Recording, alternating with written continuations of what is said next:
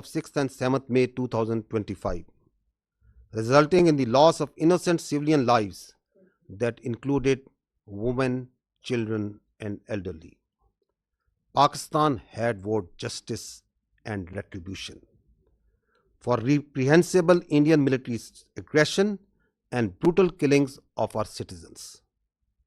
Alhamdulillah, Pakistan Armed Forces have delivered the promise made to our people. I begin by thanking Almighty Allah for His infinite blessings, mercy, help, and divine support, as He has ordained the believers to retaliate whenever they are wronged.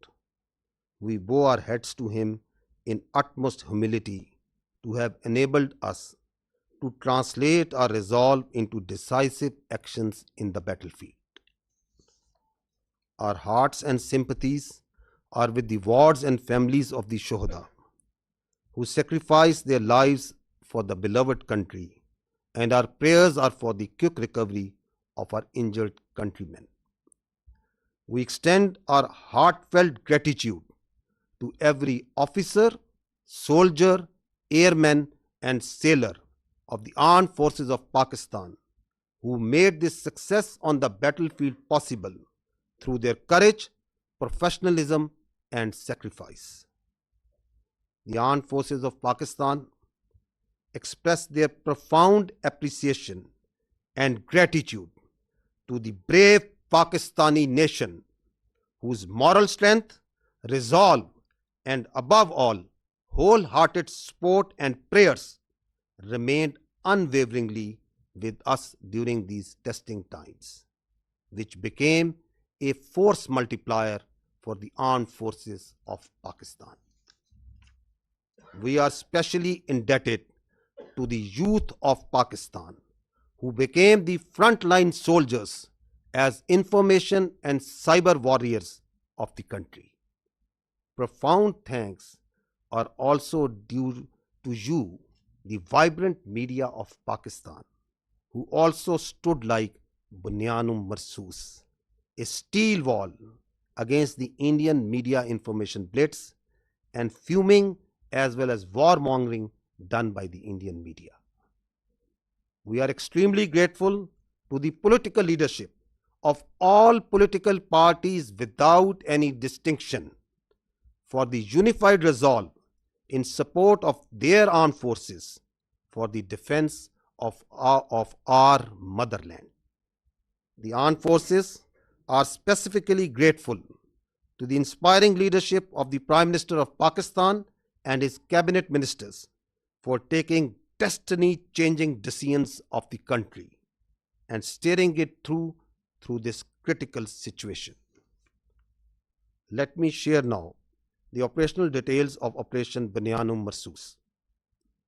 Ladies and gentlemen, Pakistan's response was a textbook demonstration of integrated tri-services jointness enabled by real-time situational awareness, network-centric warfare capabilities, and seamless multi-domain operations. This synergy across air, land, sea, and cyber domains allowed for precision engagements, overwhelming lethality, and rapid tempo. All platforms operated in synergy, delivering coordinated effects at carefully selected decisive points. Using precision-guided long-range Fateh series missiles F-1 and F-2 of Pakistan Army, precision munitions of Pakistan Air Force, highly capable long-range loitering killer munitions, and precision long-range artillery. 26 military targets as well as facilities that were used to target Pakistani citizens and those enterprises that were responsible for fomenting terrorism in Pakistan were engaged in Indian illegally occupied Jammu and Kashmir and also mainland India. The targets included Air Force and aviation bases at Suratgarh, Sirsa, Bhuj, Nalia, Adampur, Bhatinda, Barnala, Halwara, Avantipura, Srinagar, Jammu, Udhampur, Mamoon, Ambala and Pathankot, which all sustained major damages. BrahMos storage facilities at Beas and Nagrota were also destroyed, which had fired missiles on Pakistan, killing innocent civilians, our flower-like children, our ladies and our elderly. S-400 battery system at Adhampur and Bhuj was also attacked by our proud Pakistan Air Force. Military logistic and support sites which helped sustain this unlawful operation against innocent Pakistani civilians, like Field Supply Depot at Uri and Radar Station at Poonch, were also targeted. Military command headquarters, which helped plan the operational killing of our innocent citizens, especially the children, including 10th Brigade and 80 Brigade at KG Top and Nowshera, were also destroyed. Facilities which harbored, train and capacitate proxy elements that perpetrate terrorist attacks inside Pakistan, which kill innocent civilians, were specifically identified and destroyed. These include Intelligence Fusion Support Units and its forward field elements at Rajouri and Nowshera. Across the line of control, military elements including headquarters, logistic bases, artillery position and posts that had caused civilian casualties in Azad Jammu and Kashmir through unprovoked artillery and small arms fire were relentlessly targeted and heavily damaged until they raised white flags and asked for restraint. India used drones to violate Pakistani airspace to intimidate our civilians and spread fear. All through Operation Banyan Marsoos, dozens of Pakistani armed drones hovered over Indian major cities and sensitive political and government facilities, including their capital, New Delhi, and from Indian illegally occupied Jammu and Kashmir all the way up to Qudrat, to manifest clearly our lethal long-range unmanned capability, to indicate the futility of the use of this domain in warfare. Pakistan Armed Forces also carried out comprehensive and effective cyber offensive to temporarily cripple and degrade critical infrastructure and services that were being used by Indian Armed Forces to sustain their operations. Let me tell you that Pakistan Armed Forces possess an adequate suite of very sophisticated niche military technologies, only some of which were used with restraint in this conflict, and there are many more such capabilities being kept as future surprises. Despite all this, let me say that compared to Indian relentless provocations, Pakistan's military response has been precise, proportionate, and still remarkably restrained.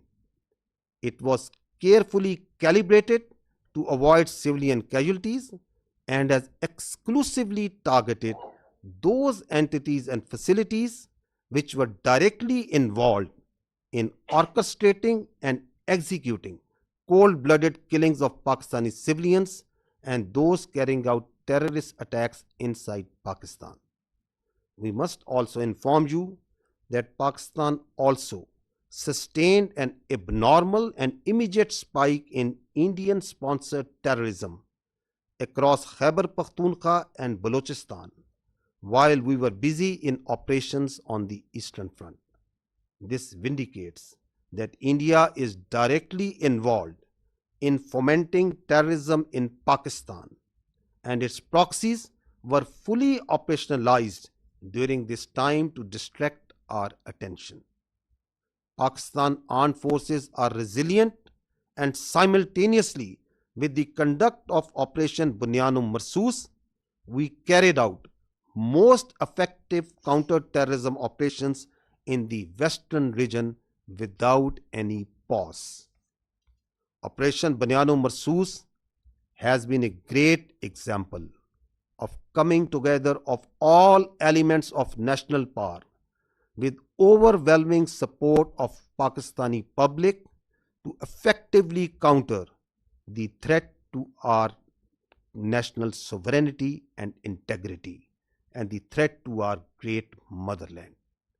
No one should have any doubt that whenever our sovereignty would be threatened and territorial integrity violated, the response would be comprehensive, retributive, and decisive.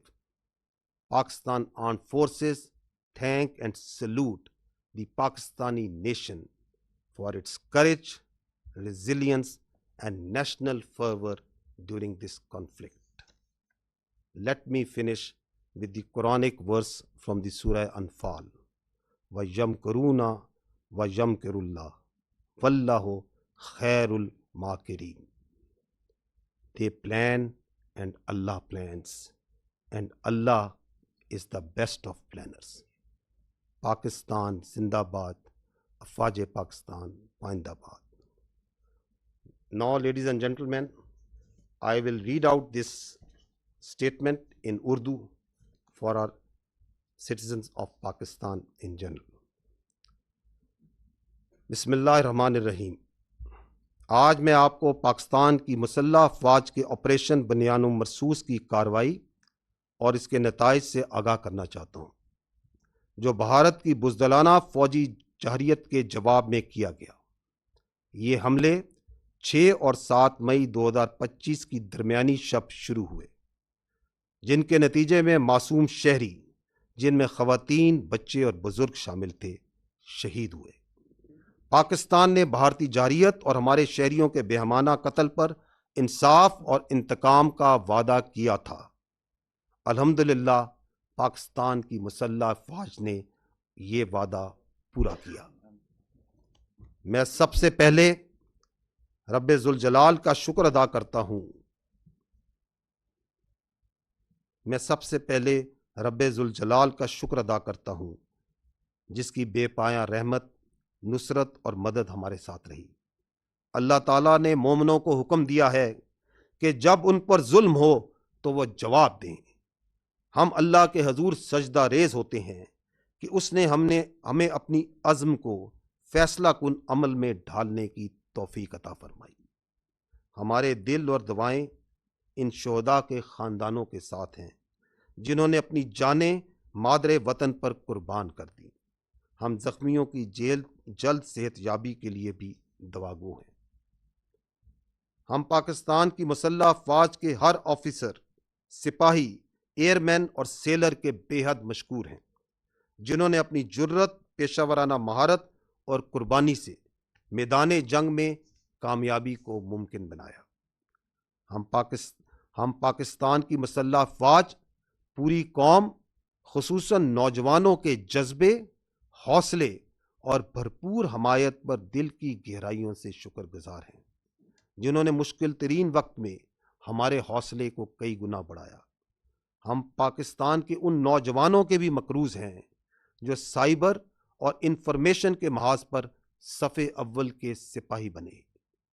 ہم پاکستان کے متحرک اور بہادر media کے بھی شکر گزار ہیں، جنہوں نے بھارت کے پروپیگنڈا اور جنگی جنون کے خلاف بنیان و مرصوص یعنی ایک آہنی دیوار کی طرح کھڑے ہوئے. ہم بلا تفریق تمام سیاسی جماعتوں کی قیادت کے بھی ممنون ہیں، جنہوں نے سیاسی اختلافات سے بالا تر ہو کر، وطن کے دفاع میں متحد ہو کر، افواج پاکستان کے شانہ بشانہ کھڑے ہونے کا بہترین مظاہرہ کیا. مسلح افواج، بالخصوص پاکستان کے وزیر اعظم اور ان کی کابینہ کی قائدانہ صلاحیتوں اور جرأت مندانہ فیصلوں کی بھی قدردان ہیں، جنہوں نے ملک کو اس نازک موڑ پر درست سمت میں رہنمائی فراہم کی. خواتین و حضرات، اب میں آپ کو آپریشن بنیان و مرصوص کی تفصیلات سے آگاہ کروں گا. پاکستان کا جواب ایک نصابی نمونہ تھا، جس میں تینوں افواج کی مکمل ہم آہنگی کے ساتھ حقیقی وقت پر صورتحال کی آگاہی، نیٹ ورک سینٹرک وارفیئر اور ملٹی ڈومین آپریشنز کی مکمل صلاحیت بروئے کار لائی گئی۔ زمین، فضا، سمندر اور سائبر سپیس میں مکمل ہم آہنگی سے اہم اہداف کو تباہ کیا گیا۔ پاکستان فوج کے F-1 اور F-2 دور مار کرنے والے میزائل، پاک فضائیہ کے جدید پریسائز منیشن، طویل فاصلے تک مار کرنے والے لوئٹرنگ ایمونیشن اور جدید پریسائز آرٹلری کے ذریعے بھارت کے 26 اہم فوجی اہداف کو نشانہ بنایا گیا۔ وہ تنصیبات جو پاکستانی شہریوں کو نشانہ بنانے کے لیے استعمال ہوئیں، اور وہ تنصیبات جو پاکستان میں دہشت گردی کو فروغ دینے میں استعمال ہوتی ہیں، اور ان تنصیبات کو نہ صرف بھارتی غیر قانونی زیر تسلط جموں و کشمیر میں بلکہ بھارت کے اندر بھی نشانہ بنایا گیا۔ نشانہ بنانے والے فضائی اور ہوائی اڈوں میں ایئر فورس اور ایویشن بیسز سورت گڑھ، سرسا، بھج، نالیا، آدم پور، بھٹنڈا، برنالہ، ہلواڑہ، اونتی پورہ، سری نگر، جموں، ادھم پور، مامون، امبالہ اور پٹھان کوٹ شامل تھے۔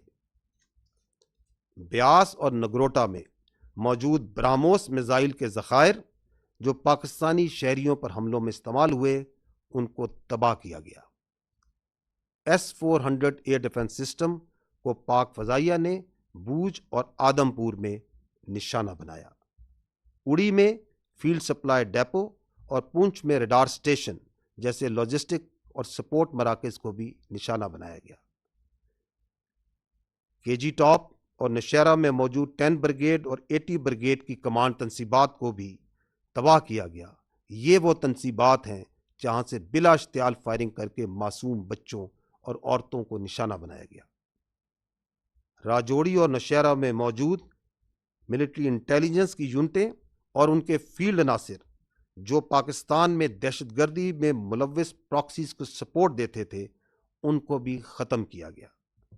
لائن آف کنٹرول کے پار وہ تمام آرٹلری، لاجسٹک اور پوسٹیں جو آزاد جموں اینڈ کشمیر میں سولینز پر فائرنگ کرتی تھیں، ان پر شدید اور مسلسل جوابی کارروائی کی گئی، یہاں تک کہ انہوں نے سفید جھنڈے اٹھا لیے۔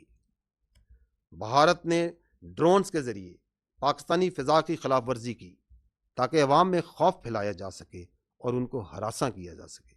اس کے رد عمل میں آپریشن بنیان و مرصوص کے دوران پاکستان کی مسلح ڈرونز بھارت کے بڑے شہروں انکلوڈنگ دارالحکومت نیو دہلی اور illegally occupied Jammu and Kashmir سے لے کر گجرات تک مسلسل پرواز کرتے رہے، تاکہ پاکستان کی صلاحیت کا نہ صرف اظہار کیا جا سکے اور بلکہ یہ بتایا جا سکے کہ اس ڈرونز کے ڈومین کا موجودہ وارفیئر میں کوئی فائدہ نہیں۔ پاکستانی فوج نے بھرپور سائبر حملے بھی کیے، جن کے نتیجے میں ان بھارتی اہم مواصلاتی اور انفراسٹرکچر نظام کو مفلوج کیا گیا جو کہ بھارتی فوج کے استعمال کر رہی تھی۔ یہ یاد رہے کہ پاکستانی افواج کے پاس ایسی کئی جدید جنگی صلاحیتیں موجود ہیں جن کا کچھ کا استعمال اس تنازع میں محدود سطح پر کیا گیا، اور کئی صلاحیتیں آئندہ کے لیے محفوظ رکھی گئی ہیں۔ ان سب اقدامات کے باوجود میں واضح کرنا چاہتا ہوں کہ بھارت کی مسلسل اشتعال انگیزی کے مقابلے میں پاکستان کا رد عمل نہایت درست، متوازن اور محدود نوعیت کا رہا۔ ہر ہدف جو ہمارے معصوم شہریوں کے قتل یا پاکستان میں دہشت گردی میں براہ راست ملوث تھا، ان کو احتیاط سے نہ صرف منتخب کیا گیا بلکہ انشور کیا گیا کہ عام شہری متاثر نہ ہوں۔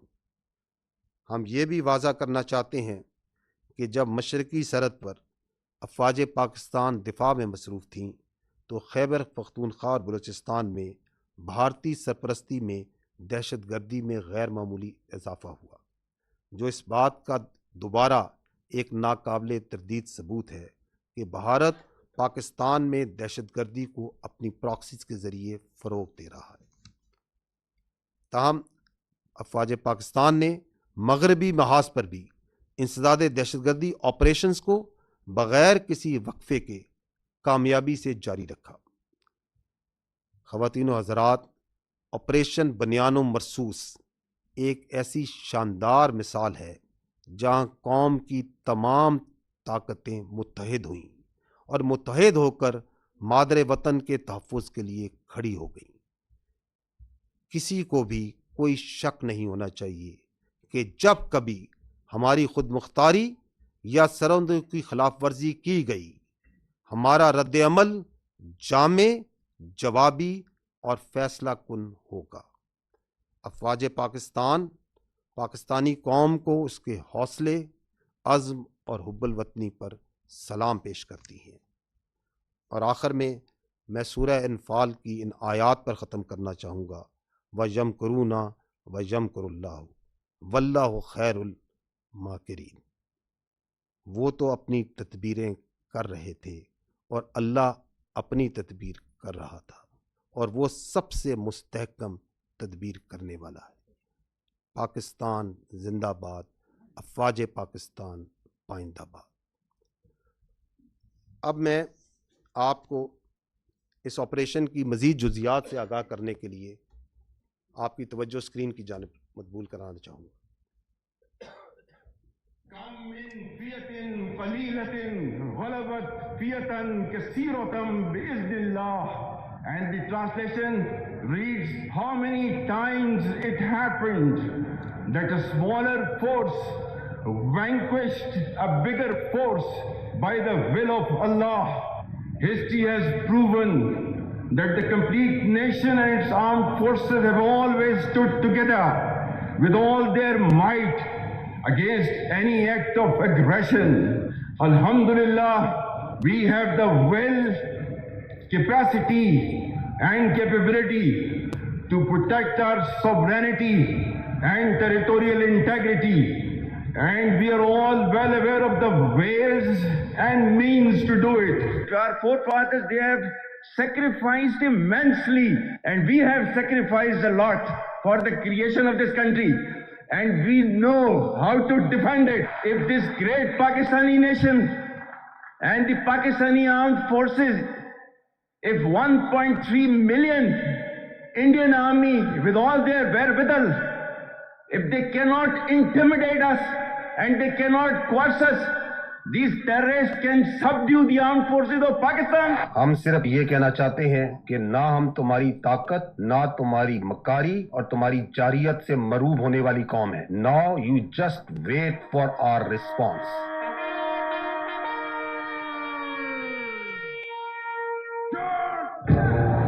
بسم اللہ الرحمن الرحیم. Today on 10th May at the time of Fajr, we have given a strong punch to our enemy. Alhamdulillah. Today is 10th May 2025 and this is a smashing response to a coward enemy, and it will inshallah continue.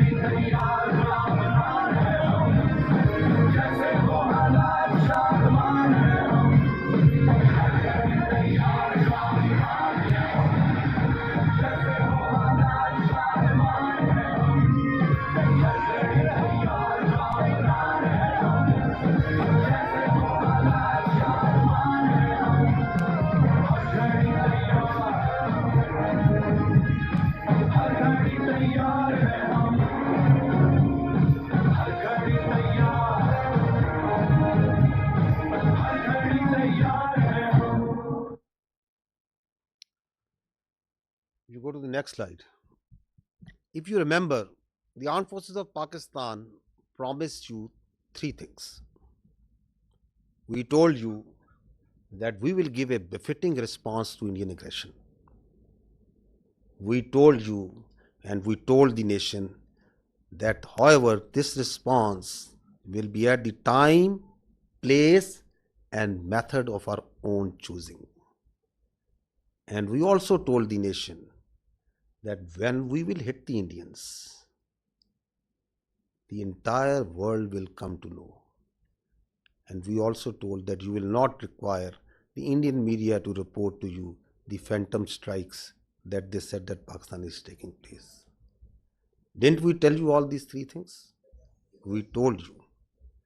And we also told you that as these armed forces say, we ardently love to embrace Shahadat far more than you fear death.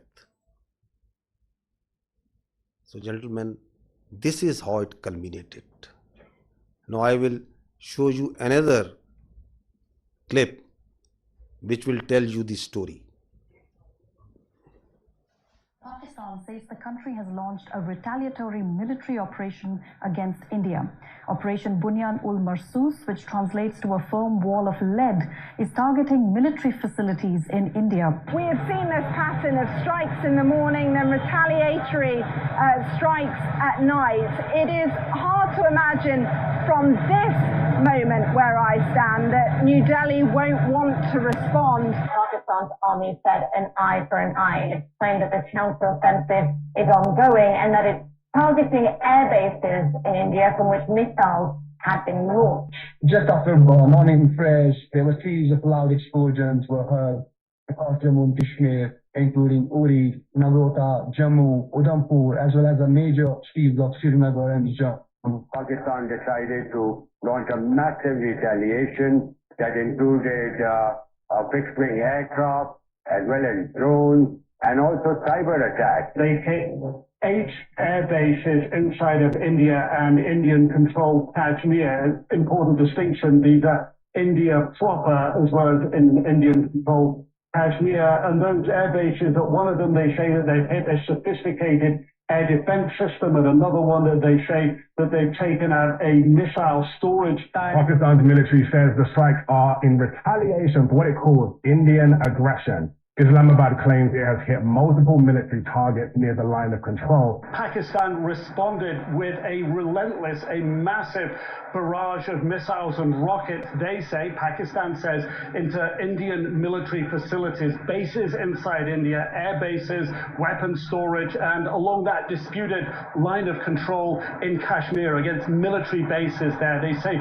that this, from the Pakistan perspective, their communications, how they were communicating with Secretary Rubio, that really put India on the back foot. It didn't know what had happened. India, according to Pakistan, reached out to Secretary Rubio, reached out to the Saudis, reached out to the Turks, reached out to others to find a diplomatic off-ramp, got engaged after that onslaught in diplomacy, but telling the mediators that they were going to go on a pause on the Indian side. घबराहट एक तो लोगों की नजर आ रही है क्योंकि तमाम एयरबेस ध्वस्त होते हुए नजर आ रहे हैं, आग के गोले में बदले हुए नजर आ रहे हैं. सबसे ज्यादा जो चर्चा है वो ये कि जब आप अपनी एयरबेस को नहीं बचा सकते तो जनता को क्या बचाएंगे. बड़ी खबर निकल के सामने आ रही है. पठानकोट एयरबेस ते हमला होया है. जी दादी के पठानकोट एयरबेस ते हमला होया. दूजे पासे जम्मू एयरबेस ते हमला होया. ये पाकिस्तान की साइड से है, देखिएगा. अब हमें आवाज़ से ही पता लग जाता है. जो सीटी बजाता हुआ तेजी से आता है और हमारे करीब जोरदार आवाज़ के साथ फटता है, वो पाकिस्तान की तरफ से फेंका गया, पुंछ पर फेंका गया. देखिए उन्होंने जो किया है, पठानकोट, पठान हमारा आगे जिसको हम कहें एडवांस एयरबेस है, बहुत है. उन्होंने उधमपुर में किया है, ये किया है श्रीनगर के पास में किया है, बंतीपुर में. सिरसा को आपने बताया एयरबेस है वहां पर, उसको उसने टारगेट किया है. और तो वो ड्रोन्स के साथ साथ अपनी बड़ी मिसाइल भी दाग रहा था. पूरी तरह से धमाकों की जो आवाजें हैं वो राजौरी, पुंछ के साथ साथ जम्मू के अलग अलग इलाकों में यहाँ पर सुनाई दे रही हैं. पाकिस्तान बिल्कुल आखिर में ये इस्तेमाल करेगा और पाकिस्तान को शुरू में ही इस्तेमाल कर रहा है. सिवा और भी बहुत सारे मिसाइलों का जखीरा है और इससे भी ज़्यादा कारगर मिसाइल है. The attacks that have been coming in from the Pakistani forces, we saw how they lit up the entire border area all the way from the north in Kupwara, in Uri, where the ceasefire violations were taking place. Then we saw the drone strikes which were taking place in the Jammu area, all the way down to Bhuj. There were several attacks coming in from the Pakistan side, several drone strikes which were coming in from the Pakistan side. So again remember and see that didn't the whole world hear and report? Because that's what we promised. Your armed forces promised and delivered that.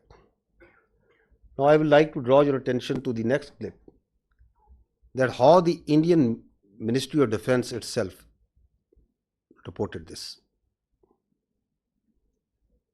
Pakistan military continued with its provocations, carrying out aggressive actions employing multiple threat vectors all along the western border.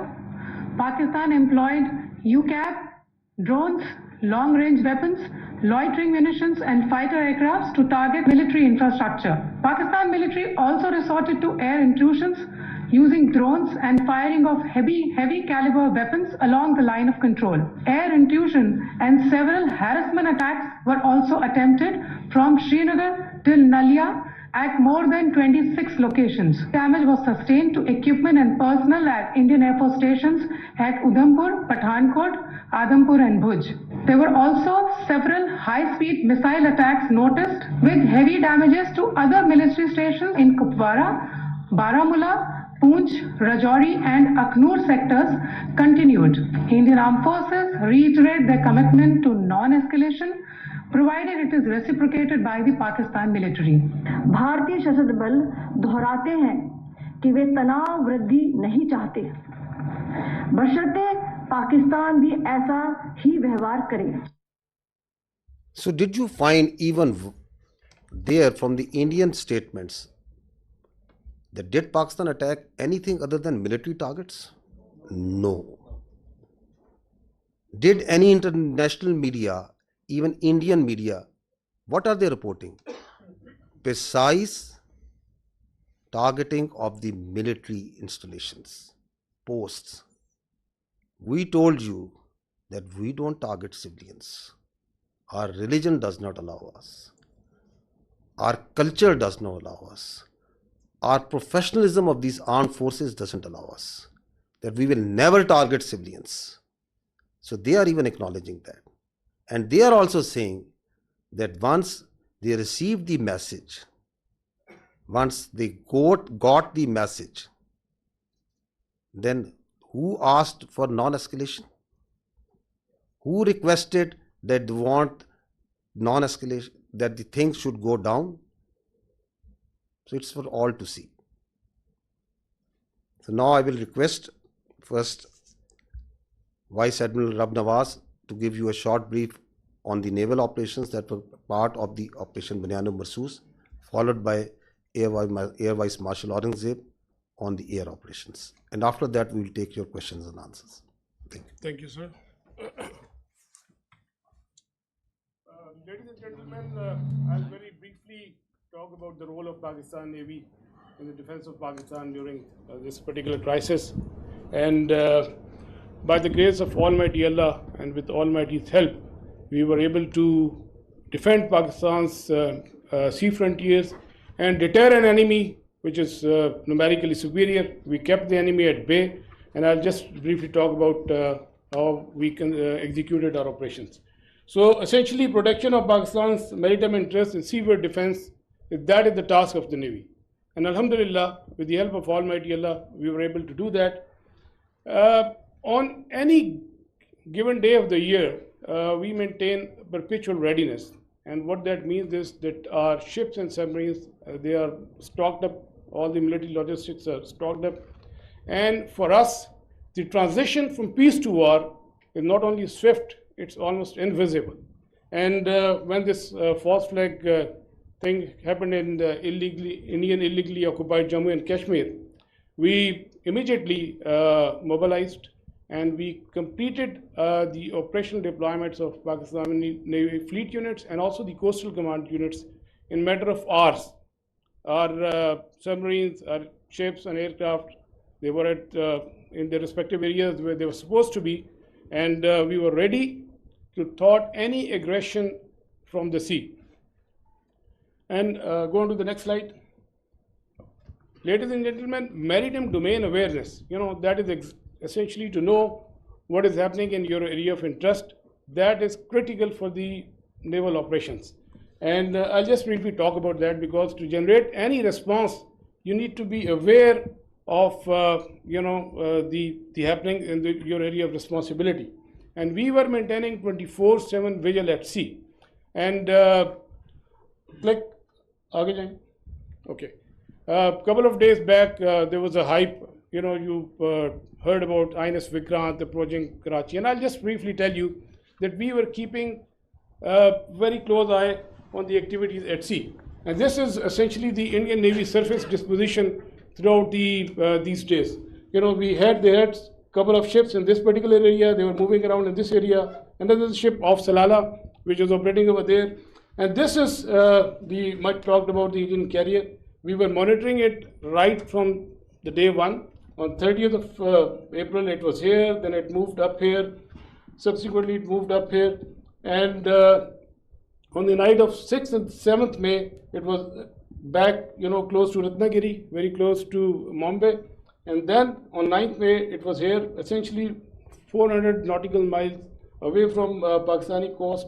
And again, then it retreated back close to Mumbai. So we were keeping a very close track on this particular carrier movement. And there was no cause of concern at any time. If the carrier comes closer to 400 nautical miles and even closer, that essentially simplifies our problem. So we were, the Pakistan Navy Maritime Air Arm, in coordination with the strike component of Pakistan Air Force, they were cockpit ready to generate any kind of response at that time, at all times.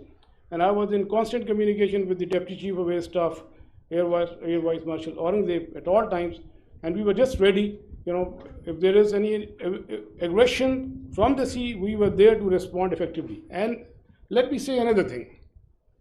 That is, you know about the carriers, you have seen them in the movies, but as a professional military officer, I don't want to underestimate the enemy, but, let's put the things in the right perspective. The INS Vikrant and the carrier, the Western carrier, there's a huge difference. This is an aircraft carrier which essentially sailed with 8 to 12 MiG-29s, which was barely essential to carry out its own air defense.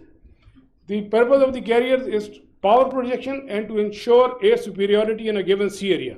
So with this, less said the better. This is simply not possible, and the Indian Navy exactly knew this, and that is precisely why on the 9th of 6th and 7th, when they carried out this cowardly attack on the civilians, they moved this carrier to the safety of their own coast, well away from Pakistan's strike capability, close to this Ratnagiri area.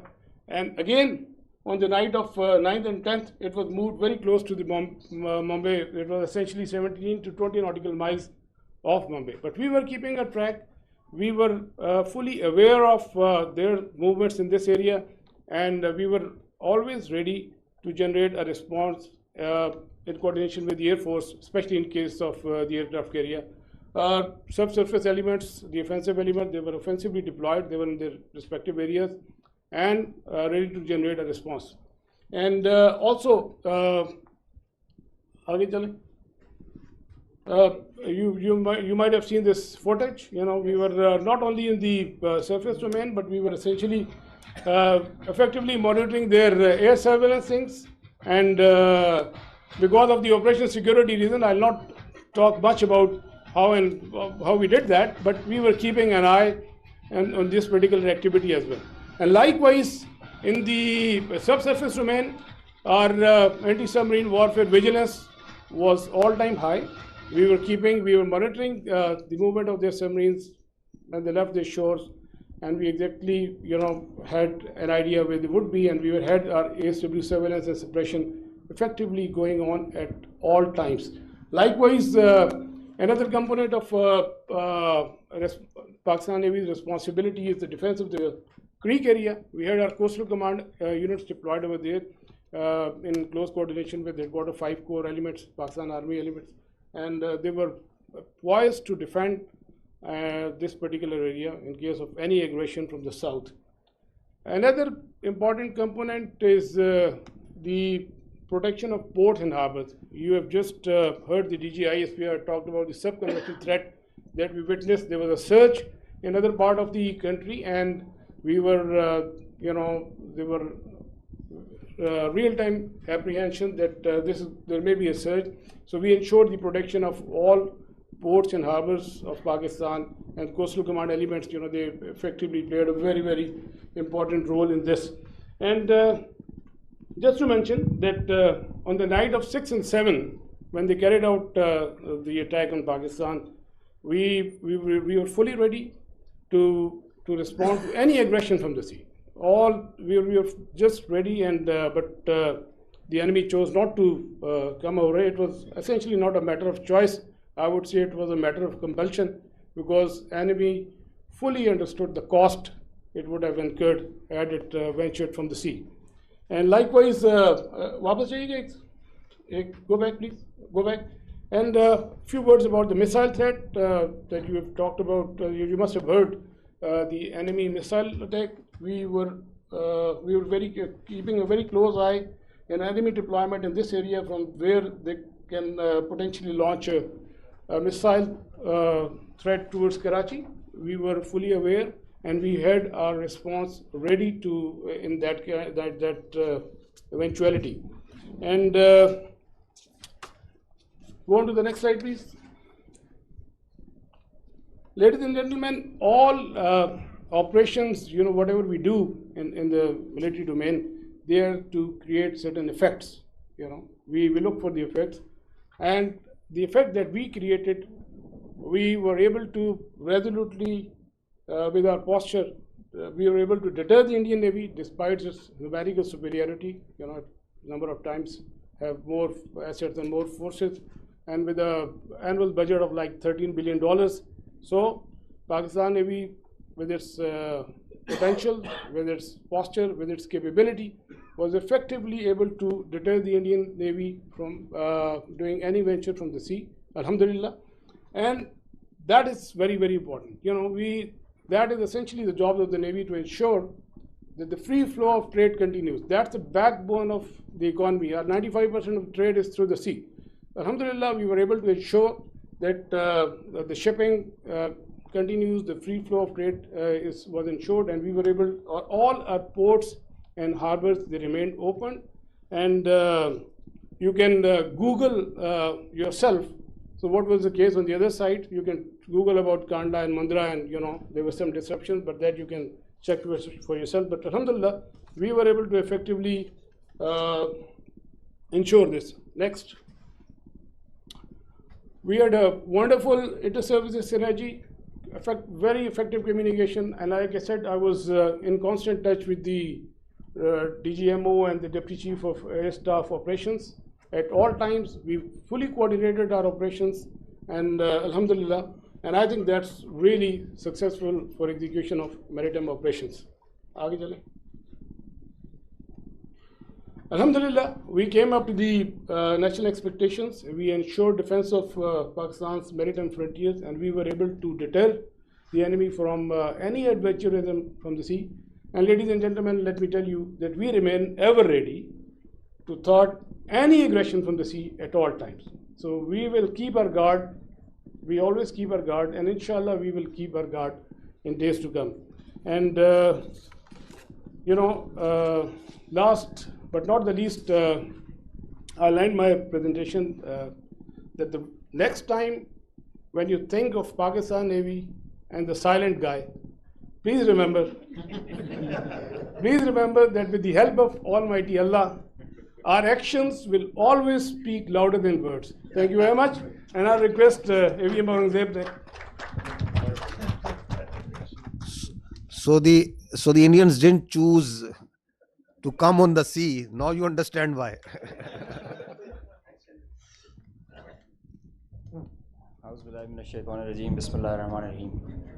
وتعز من تشاء وتذل من تشاء بيدك الخير وهو على كل شيء قدير. On behalf of Pakistan Air Force, Chief of the Air Staff, Pakistan Air Force, I stand here with you all with deep-rooted humility and gratitude. I am so thankful for Allah helped us in achieving whatever we desired, even whatever we deserved, more than what we deserved. For being able to be up to the task for PF, as they say, second to none. Ladies and gentlemen, as the DG ISPR mentioned, I am Deputy Chief of Air Staff Operations. I'll pick up from where I left day before yesterday. PF versus IF, 6-0. The PF's response has strengthened Pakistan's national security. Alhamdulillah. And it has even strengthened our commitment, the enduring commitment the PF has for stability and peace. But I have no doubt, and I can say with assurances, that the real genius and the mastermind, the cerebrum behind the design and the aim and the structure, the game plan of PF was the Chief of the Air Staff, Air Chief Marshal Zahir. He asked us to do 3 things in our response: re-establish deterrence, neutralize key threats, retain control of air. And I will show you in my presentation how we try to do that. Slide. During the befitting response that we generated in our first episode, we attrited the IF's pride, the Rafales, resulting in this entire fleet almost coming to a standstill in a ground position. You could see that they were not flying after that, at least not close to their western border. This reduction in flying to bare minimum actually reduced their liberty of action. They curtailed their options. Slide. This is the Pakistan's air defense environment. Pakistan air defense environment is offensive, it's integrated, it's credible. And I'll show you. IF initiated having no space with their manned aircraft, they initiated with their unmanned aircraft operations, targeting Pakistan's civilian population and their infrastructure.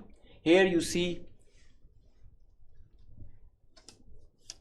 all these spots all across the swath of drones and UAVs who are coming inside our territory, which is being picked up by all our radars from the moment they were entering, even before that. Slide. Now, PF's air defense environment is suitably configured to detect enemies' low RCS radio radar cross-section, high and slow speed platforms. That you can see that they are all visible by the time they are entering. Slide. So the anti-drone systems of Pakistan Air Force and Pakistan Army also and Navy, they rendered the enemy US drones attacks ineffective by spoofing, jamming, and making their systems rendering them unserviceable. Slide.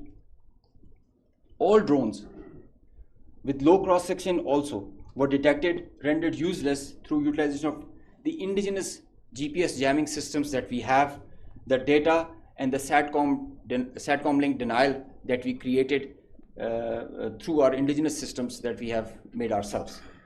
So whenever those systems were attacked with the soft kill, they had their error induced into the GPSs and they were going haywire. And whenever they were coming closer to any civil population or a civil area of high value, a direct or a hot kill was achieved on them. Slide. So here you can see they were neutralized mid-air with the hard kill whenever they were coming close to any population or any area. Being in a sparsely populated area, they were left all around and they were applied with the soft kill. Slide. Now, after that, when the US chapter was over and they were fearing PF's retribution, in utter desperation, the IF resorted to a highly escalatory, very irresponsible surface-to-surface and long-range vector application. You can see this is Suratgarh and this is our base Rafiki, this is our eastern border, and you can see the BrahMos, high-speed BrahMos traveling almost at 3,000 kilometers per hour who are going over there and coming, numerous, one after another. And now they were being attacked with PF's soft kill. We were inducing the errors into them, into the GPSs, which increased their CEP.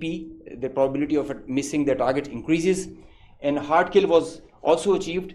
Here you see one of the US has gone, if by the end of the slide you will see one of the US has overshot the target and gone ahead. And this is the radar picture. You can see that they are going, this BrahMos will miss the target and will go ahead and fall in some no man's land. And they are being, one after another, they are coming back, crossing the borders. They are being picked, they are being picked as soon as they are being launched. So real-time launch, mid-flight and terminal phase of all SSM, PF has the capability. Our air defense system, as I just mentioned, is very offensive, integrated, and credible. So here you see that they are being launched from Bhuj area. This is the southern part of the country. And this is our airfield Bhulari. You must have mentioned, you have seen there were a lot of mention from our counterparts. Here you see this BrahMos is coming. It's almost reaching the target, and you'll see when we will apply the soft kill, look what happened to it. It moved left and then disappeared towards the ground. I mean, this is the radar evidence that we have, that there so many of their vectors missed the targets. A lot of them did make, because they were throwing like hundreds of them. Next slide. There is one more very interesting thing that I would like you to all see. This is where it is launched from our eastern side towards Jaisalmer. This is our airfield Shahbaz, Jacobabad. Now this BrahMos is crossing on top of Shahbaz, and it is going towards our western border, almost to our neighboring country, towards that. You can see this is going there, it's going ballistic. Now they are not even threatening their neighbor, they are threatening the regional stability of the whole continent and the larger area.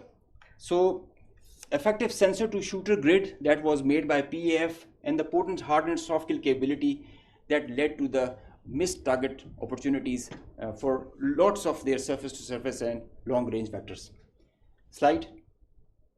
Now this is another thing that I want you to all to see. This is a launch of a high speed projectile that has been launched from their areas surrounding Adampur. Now these are the vectors where our radars are picking them, and it is disappearing short of Amritsar area within their own territory. I mean, this is the most absurd kind of a targeting psychology or practice that you would see, that you are not only targeting neighboring countries to your enemy, if they consider it, and your own people as well, jeopardizing their safety. I mean, this is the high-speed project impacting within own territory, and we have other pictures for that also. This is the repeat occurrence that happened the other night also. Slide. Now the PF's response, I would like you all to pay attention to that, because this is kind of a dizzy slide, but I will go one by one so that it's all clear. PF's response, PF's effective spectrum warfare, which supplemented the kinetic ops that we envisaged to take. The integrated, seamless, synchronous utilization of EW, cyber, and space domains, coupled with the synergetic all-domain offensive response, which orchestrated following a very intricate targeting mech, the mechanism that we undertook to engage the targets, of swift, calibrated, effect-based approach to operations, which was undertaken across complete swath of the Indian Western Front. Now you have seen in the video montage that the whole border was exposed by PF and our armed forces. So starting from the north across LOC till Kandla, with targets including airfields, ammo dumps as far and as deep as Delhi. I mean, you can say something about Islamabad, which is a stone's throw distance, and Delhi, with, as the DG ISPR mentioned, some other cards up our sleeves with more ranges. The Barnala C2 center, which is the heart of their IACCS, and other airfields, Nalia Bhuj and Kandla, as they mentioned, you can see, Google it also so that you can see the effects. PF's hypersonic missiles, unmanned force, stand-up weapons, and long-range vectors all were on the menu for the multi-domain operations that we undertook. So PF utilization of niche and disruptive capabilities struck deep inside the enemy. And there were like hundreds of drones that were there. Hypersonic, engaged targets, deep, precise, lethal, destructive. Slide. Just go back. I will explain the slide that is coming ahead. So our aim was to achieve ascendancy in effects so that we manage the escalation. Throughout the conflict of whatever length it was, we had the escalation management at our side. So within a short span of time of couple of hours, we had really saturated our friendly neighborhood. Next slide. This much talked about S-400 threat. As I mentioned that we were giving special attention to the Rafales in the air, so we gave our remaining part of our attention to the S-400 on ground. Now identifying S-400, attacking them is a easier part than identifying it on ground because it is mobile, it's a high value thing and you guard it. It's kind of a center of gravity. So we were tracking through our satellite imagery well before the hostilities, as we usually do. So we had pinpointed S-400. As you can see, we knew that this is parked. It's cheeseboard radar and the other part of the radar, the other constituents of the whole S4 battery. Slide. These coordinates, go back. These coordinates were ortho-rectified by our space department, so that you have a very precise engagement. Whenever you are throwing and employing long range vectors, you really need very precise coordinates so that you don't miss. So S-400 was at Adampur was targeted like that. Next. As I mentioned, some niche technologies and capabilities were employed. So our loiter munition and killer drone strike at PF. At Udhampur, you can see this was their complex and command and control, magnified before and after. It's not there. Now these kind of pictures, loads of pictures are there for targets. So I need not to show them. They were saying it themselves, as you saw on the montage. So PF's response remained very effective, very potent, and very effect-based. Slide. Time and place upon choosing, displaying bold, aggressive, and unwavering resolve of military leadership. I must take a moment to mention what kind of a pressure you have when this kind of a conflict arises, and I must appreciate the leadership, both the Chief of the Army Staff and Chief of the Air Staff, both. They were both very resolute and very clear in giving instructions to all of us who are the players towards the Navy, Army and the Air Force. And that is perhaps the reason we were so sure about it, what we have to do. In speed and direction, sometimes you have to prioritize direction more than the speed. So we had the correct directions to follow. Slide. With unprecedented reach, precision, lethality, while avoiding collateral, as we have seen in the video montage, PF hit maximum number of IF airfields in a single operational package since 1971, because they crossed the international border since that, so we had to do that. Slide. While re-establishing deterrence, Pakistan negated the setting of a new normal under the hegemonistic design of a supremacist regime through swift and effective response. Slide.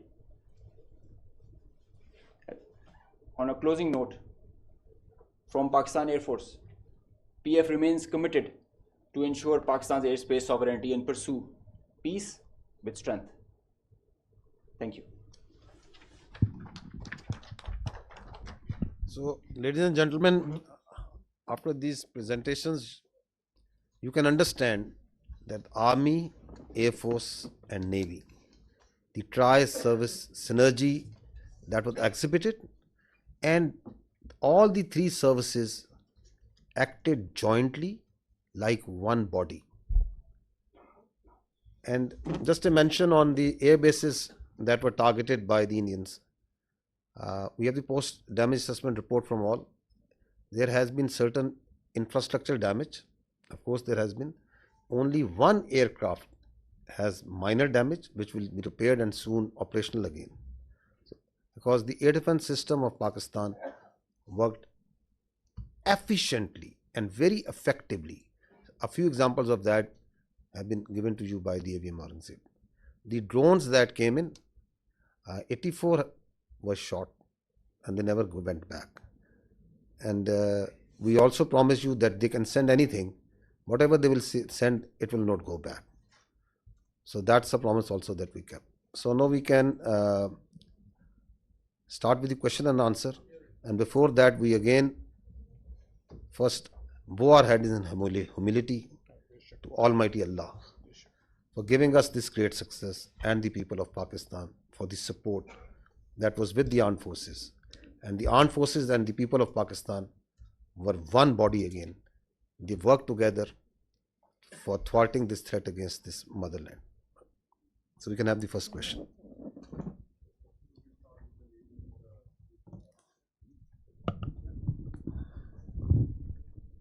Thank you very much, sir. Thank you very much, sir. This is Sumaira Khan from Sama Television. And first of all, let me convey the pulse of the nation as well. They cannot reach you in person, every one of them, but the heart of felicitation is indeed with you from the masses of Pakistan, specifically youth, you mentioned very rightly.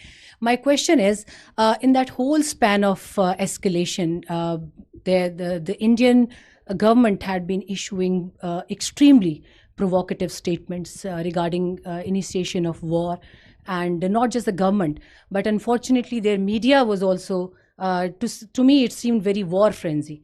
And but in that whole time, in the meanwhile, I saw Pakistani side and I saw you very defensively responding to all the hegemony and Indian aggression. So I just wanted to know that it was part of your strategy.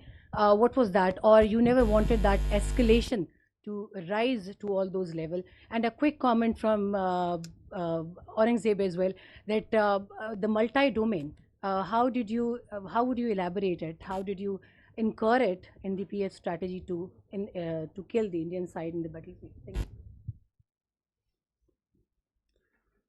So as far as question to the escalation is concerned, let me say it. The reality is that in a conflict which is between two rival nuclear powers, such a conflict is actually an absurdity, and it is inconceivable and sheer stupidity. Why? Because that conflict can lead, in the case of Indo-Pakistan, India-Pakistan, can lead to the peril of more than 1.6 billion people. So, in reality, there is no space for war between India and Pakistan. And if anyone wants to carve out this space for war, he is actually carving out space for mutual annihilation. So that is why you saw that in this conflict, Pakistan acted in a very mature manner. And through conventional forces, we maintained escalation control. Through conventional forces, we gave them a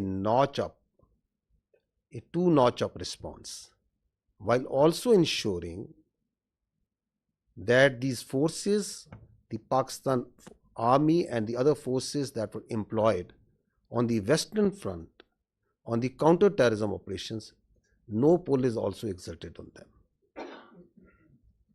Thank you.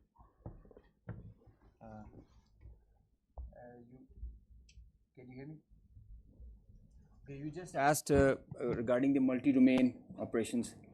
It's a very, very good question because this is the buzzword nowadays. But it's not actually something in air. It's a actual real milestone for PEF. The warfare has changed drastically, and so has everything that is associated with it. It's not the erstwhile concept where you can just get the number of aircraft in air and see. It's called a new AMSO, the electromagnetic spectrum operations. It's a whole new environment that is there. And everything that is regarding Air Force and in the air, it's concerning the electromagnetic spectrum. Now, air supremacy has to be preceded by a spectrum supremacy. And if you control the spectrum, you control the conflict.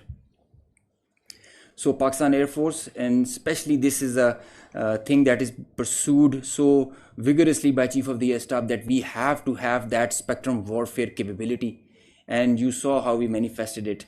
It is a combination of EW, space, cyber, air, land, and sea, command, control, communication, infrastructure, information. All these things, they are in the vital spectrum of electromagnetic operations. And that is how you create an environment. You create a EW web that you manifest in the whole operations. It has to be choreographed at each step, and when to administer what. And it has to be preconceived. I mean, you can't do it randomly, and you cannot just do it on your whims. So you have to understand the whole idea and whole architecture. It might get pretty technical, but multi-domain operations is the need of the day, and all those air forces who kind of relegate it, they end up in the wrong side of the barrel. So Pakistan Air Force prioritizes it. We have our own Spectrum Warfare Operations Center, which is controlling the even in a small battle or an engagement to a larger campaign. Because now all the players who are there, all aircraft, they have so much of sensors, and there is so much of fusion going on, the data links, the software defined radars, they are all thriving on the electromagnetic spectrum or being challenged by it. So each player is taking a campaign level decision, the kind of information he is having, and if he doesn't get that information, he is redundant. So electromagnetic warfare is the need of the hour, and multi-domain operations is what carries you, propels you to perform and achieve the mission success with mission survivability, denying the same to the enemy. Thank you.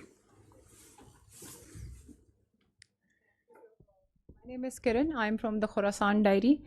Sir, I have two questions on what basically I need confirmation is that one, when President Trump tweeted about the ceasefire, they said that Pakistan and India can talk in a third country. और अभी जो शाम में Indian authorities की meeting press conference हुई है, they said that the DG MOs spoke in which Pakistani DG MO asked for ceasefire first, and tomorrow there is a call already planned at 1200. Meanwhile, the IAF said that their operation is still continued. So what is Pakistan's strategy tomorrow when the two DGMOs are going to talk? And the second thing is that as international media also reported that Pakistan has Indian pilot in the custody. So do we have Indian pilot in our custody? And if we have, are we going to return her or him? So I can confirm you very clearly, we don't have any pilot in custody. This is all social media chatter. This is all part of the multiple source of fake news and propaganda that keeps on, that has been generated from multiple sources. As far as your first question is concerned, let me say it very clearly and put it on record. Pakistan never requested. The fact of the matter is that on the night of 6th and 7th May, once those ghastly and cowardly attacks were made, the Indians requested after those attacks, and Pakistan gave a very clear response that we will communicate back only after we have given the response that this and retribution that this act deserves. So on 10th of May, after that response and retribution, that just retribution, targeting not the civilians, but those military establishments, those units, those places from where the attack on the civilians, the innocent civilians, the children was made, once they were neutralized and taken out. And on the request and intervention of the international interlocutors, we responded to the already made request of the Indians. And if you see publicly, what's on the public record? What I have shown you just now. What was the public position of the Ministry of Defence of the Indian Armed Forces? Who was asking for non-escalation once the just retribution of Pakistan Armed Forces have gone? So I think the record publicly, the facts speak for themselves.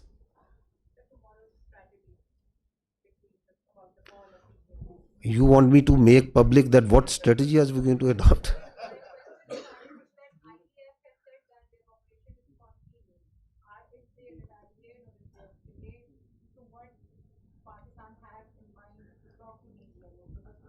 For any threat, anything that they can pose, posture, your armed forces are always vigilant and ready.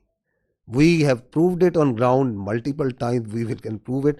So, and we don't respond, and we are not here for a response that what they said, and so it's not that what they said that I have to say.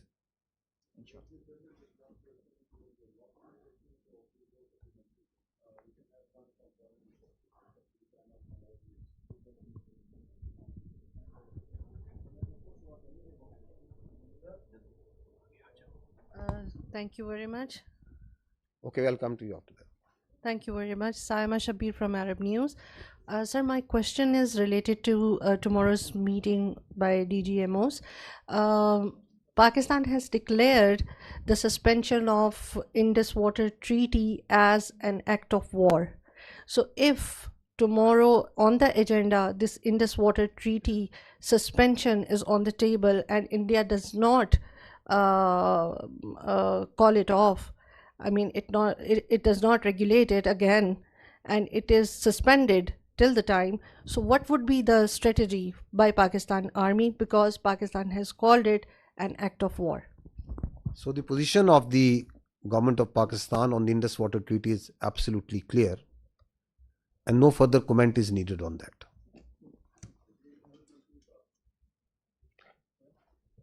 Our Turkish friend over here is raising his hands again and again. Skardu, okay. I thought you are from the Andolo news agency. Yes. Khaplu, great place. Great place.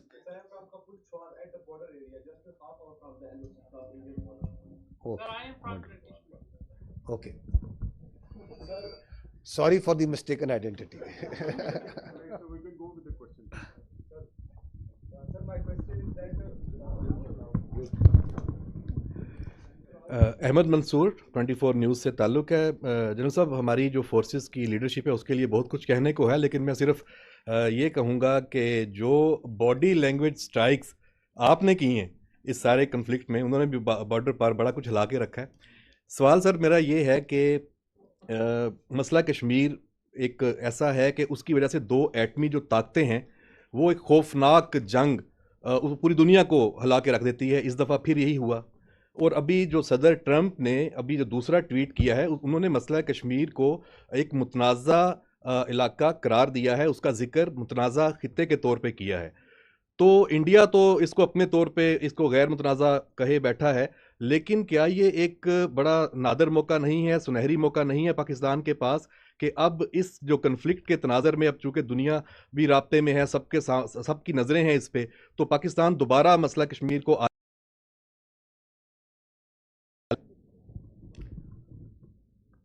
Kashmir remains central to the dispute between India and Pakistan.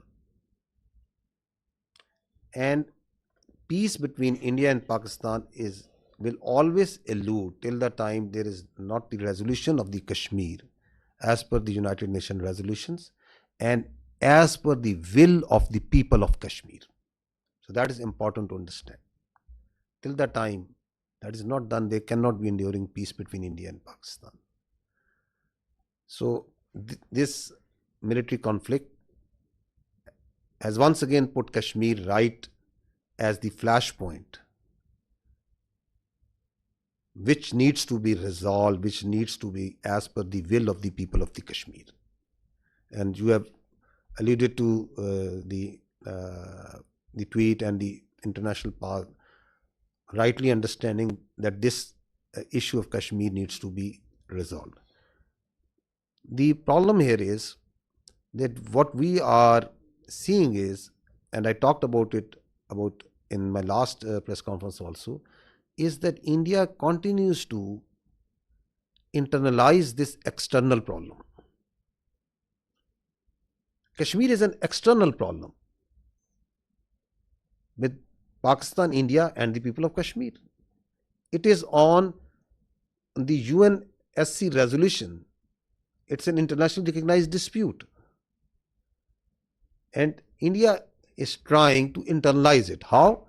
By trying to change the demography of Kashmir, by trying to change the legal status in violation of the UNSC resolutions and the international commitments that India has made, by the coercion and harassment of the people of illegally occupied Jammu and Kashmir, and multiple other actions, by the oppression that is going on and the just struggle of the people of Kashmir for their rights. And then on the pretext of law and order, on the pretext of terrorism, you are seeing what's happening even after Pahalgam in Kashmir. Houses of the people are being bulldozed, blasted. People are being taken into custody, and not in dozens but in hundreds and thousands. You have got so much security forces, so many intelligence people, so much state power put in that very small place. The rights of the people, the plight of the women, the plight of the children. So it's an international issue. Talk it out, find a solution which satisfies the will of the people. So that is what needs to be done as far as Kashmir is concerned.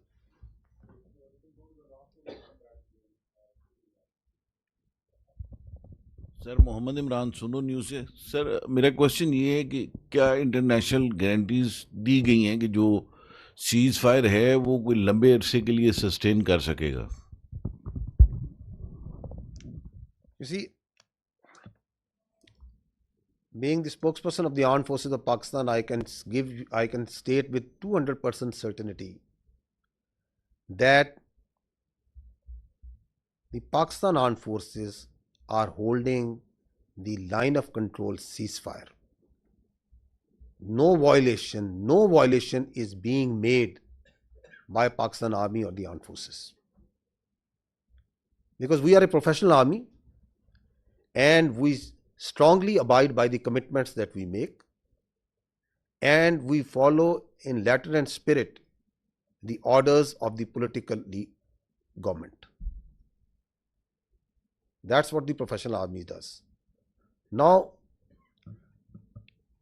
if you see in reality what's happening in Pakistan, Pakistan is celebrating peace.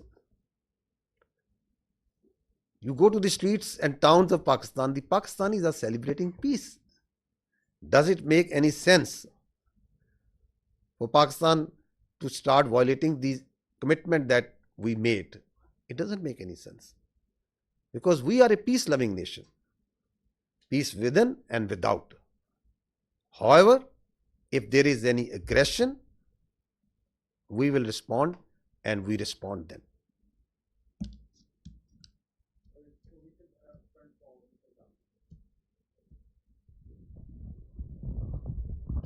So thank you so much. My name is Raza. I'm from Iranian State News Agency. If you allow me, I have a question from the Honorable Vice Admiral. Thank you. So we have seen the activities of the Navy before the escalation and the readiness. As the Indian Navy P-81 was being closely tracked and even seen on media, why Pakistan Navy decided not to shoot it down? And you refer to the limitation facing by the Indian aircraft carrier. Keeping in view the limitation of the Indian aircraft carrier, can you please explain us why India have not brought its carrier to, for so-called possible attack? Thank you very much. Thank you very much for the question. Okay. First of all, like I told you that the war is not fought in isolation by a single service. So, whatever we do, it's a very well coordinated effort. So, all actions are calibrated amongst the three armed forces at what time, what is to be done. So, at that time, when that was the video of 4th and 5th of May, we just demonstrated that we were keeping a very close vigilance, and I've mentioned our the very effective coordination and collaboration with Pakistan Air Force. So I'll not go into those details because of the operational security reasons, but essentially that was simply to send across a message that if we can track, so we can go to the next level, but that is based on the national decision making. That's not an isolated. The Navy will always act in sync with the all three services, and that would be a national security decision making thing. So when the time will come for that to happen, so inshallah we will respond in that fashion. The aircraft carrier, I mentioned, for example, we can have that slide, Kazim, if he's here. So this is the aircraft carrier which is having 8 to 12 MiG-29s, which is barely enough to carry out its own air defense. And aircraft carriers, if the Western air carrier, if you talk of the 4th class aircraft carriers, they carry like 75 plus aircraft, and the purpose is to project the power and to have the air superiority in the theater of war. So, and that is how they influence operations from sea to land. So here, in case of INS Vikrant, the aircraft that it was carrying, they were barely enough to carry out its own air defense. And the question of projecting power ashore or to maintaining an air superiority in a conflict theater, that's simply not possible. We know that, the Indian Navy understands that, and that is why it was more of a psychological, trying to create a deception or a psychological effect. And we fully understood that. And like I said, we were always ready. Had there been any aggression, we, in close coordination with Pakistan Air Force, we were always ready. They were cockpit ready to generate a response. We have a mechanism worked out with the Pakistan Naval Aviation Assets and Pakistan Air Force Assets. So the response was always ready. And this is simply, let me say it politely, I did mention that as a professional military officer, I don't want to underestimate the enemy, but let me tell you candidly that INS Vikrant, with its present capability, it's effective essentially in the IO domain, and which essentially you saw that article in the Telegraph and that hype about. So essentially its effectiveness is restricted to the IO domain, and had it not been the case, it would have projected the power ashore and it would have created some effect. So they understand the limitation, and we also understand that. Thank you very much.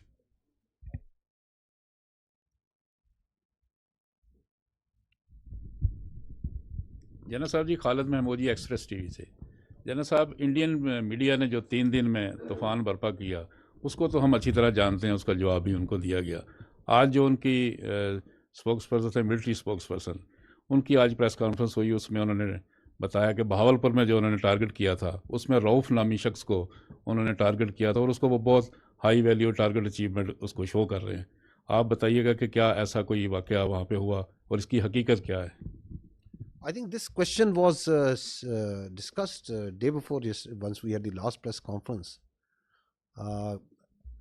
And because this was discussed in this point was made by this, so we have pulled out the same video clip. So I'll just see that first so that you can see what the fact of the matter is.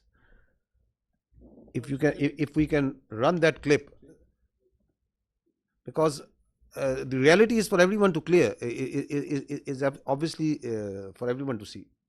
So you see, yes, this one. If you just stop here. So this is the Indian High Commissioner in UK who is showing on international media picture of a person leading the prayers. You can see that.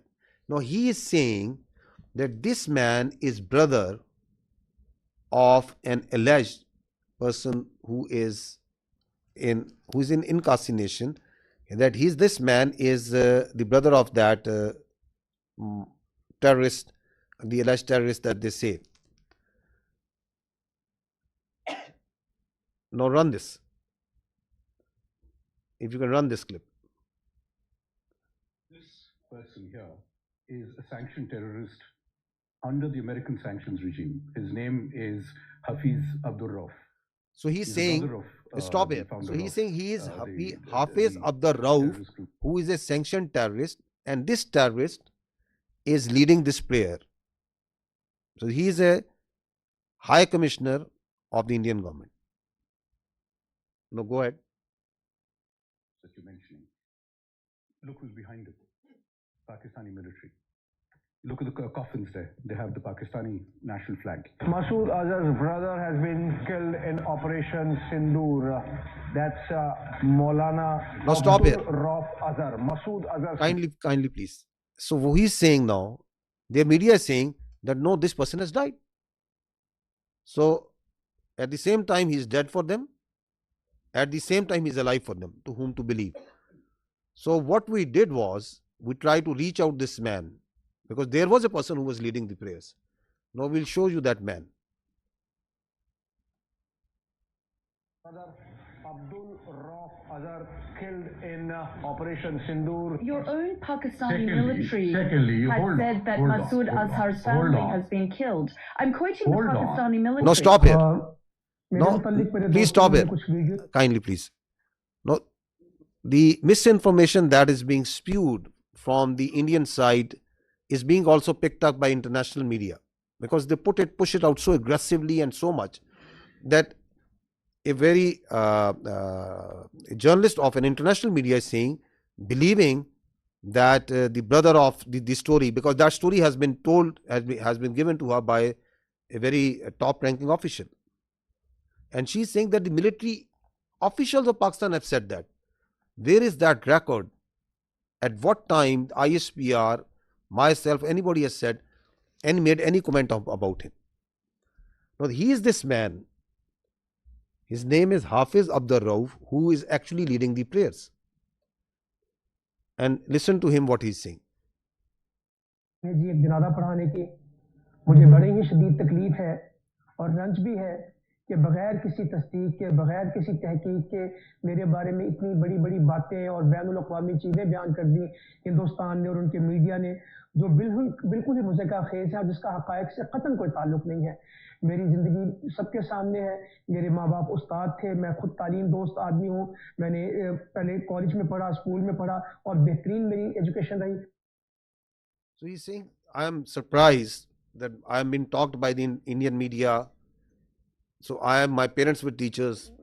He's got 3 daughters, son, and he is born in March 1973. You can see his details, family details and everything over here. So we are actually surprised that even today, then again, they have come out with the same thing. So it is now getting, it's a little flabbergasted that whatever they are telling, why they are telling, and what to believe, what not to believe.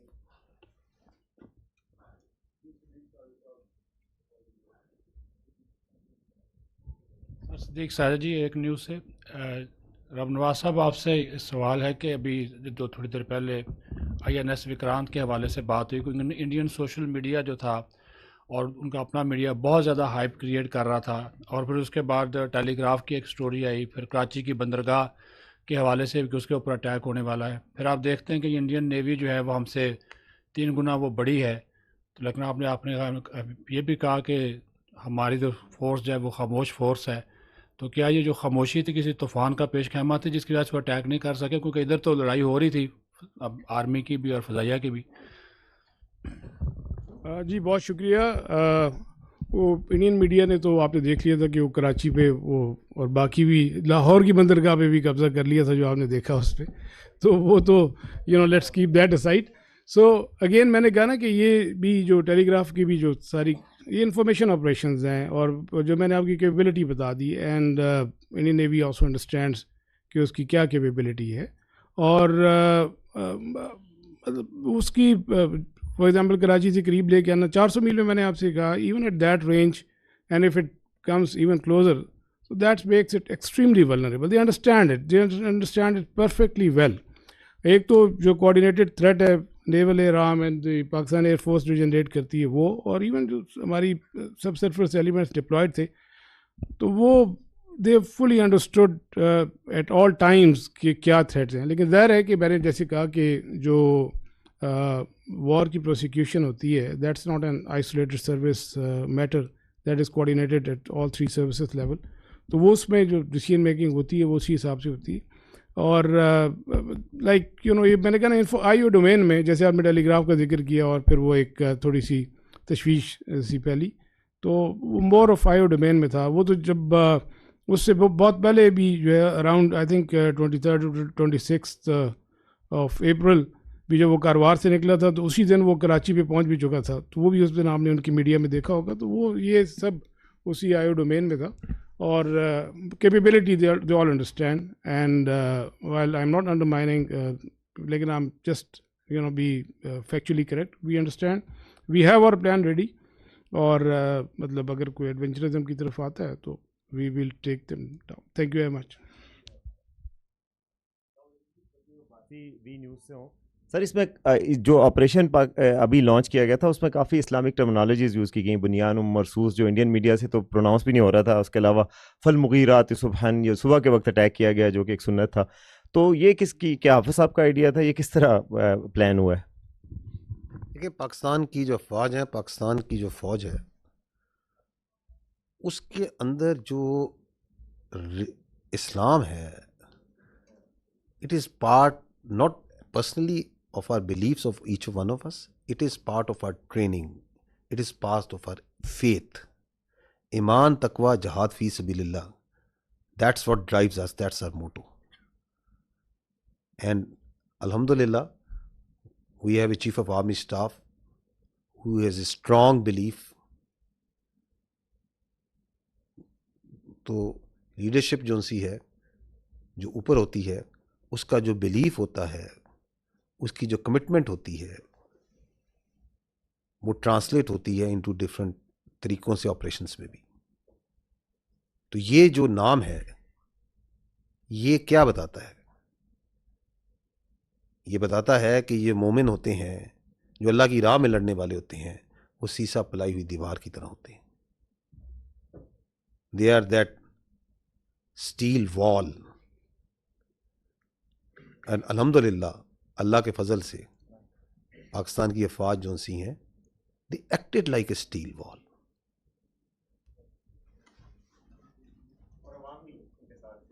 جی بغیر کسی شک کے میں نے اس لیے شروع میں کہا کہ سب سے پہلے ہم اللہ سبحانہ و تعالیٰ کے آگے سجدہ کرتے ہیں شکر کرتے ہیں. پھر ہم پاکستان کے عوام کا پاکستان کے یوتھ کا پاکستان کے میڈیا کا پاکستان کے سیاستدانوں کا تمام پولیٹیکل پارٹیز کا اس وقت جو ہماری پولیٹیکل لیڈرشپ ہے ان کی حوصلہ مندی کا یہ جو آپ نے رسپانس دیکھا ہے it is the all elements of national power. How quickly they came, how quickly they gel together and they were all that steel وال.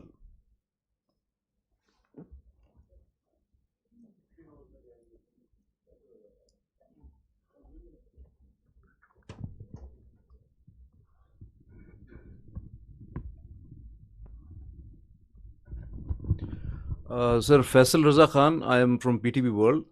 My first question is related to Pakistan Air Force. Beside the congratulations, you have got 6-0. Definitely. So my question, you were talking about spectrum supremacy, and this question is related to the cyber warfare and the space warfare that Pakistan Air Force successfully, whether it was the jamming or taken over of the satellite, and what was the nature of that satellite, whether that was the military one, because whole of the command and control system of the adversary, they always utilize those satellites for any action. That's one. And with the silent guy of Pakistan Navy, Vice Admiral Nwaaz sahab.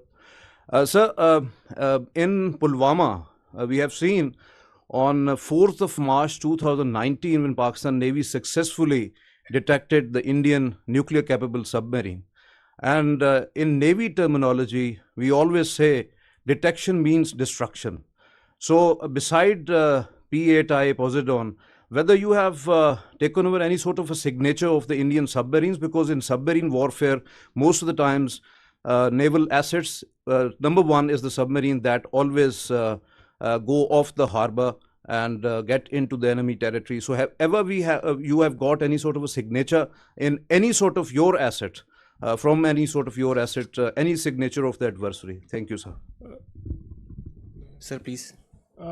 Thank you very much. Thank you very much for your question. And you're right that we did make a mention of that detection on 4th of March in 2019 after the Pulwama incident, when we detected one of the submarines south of Pasni at that time.